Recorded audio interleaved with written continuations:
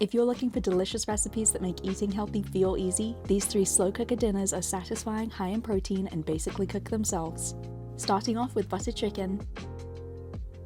Add chicken, Greek yogurt, butter, onions, diced tomatoes, cashew butter, and all your seasonings to your slow cooker and mix well before cooking on low for 5 to 6 hours. Optionally serve on a bed of rice and enjoy.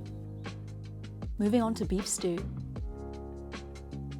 Start by adding stew beef and seasonings to your slow cooker and toss gently to coat. Add beef broth, tomato paste, Worcestershire sauce, balsamic vinegar, garlic, onion, carrots, potatoes, and frozen peas. Stir well and cook on low for 7 to 8 hours. Let it rest for 10 minutes before serving and enjoy. And last but not least, a vegetarian lasagna.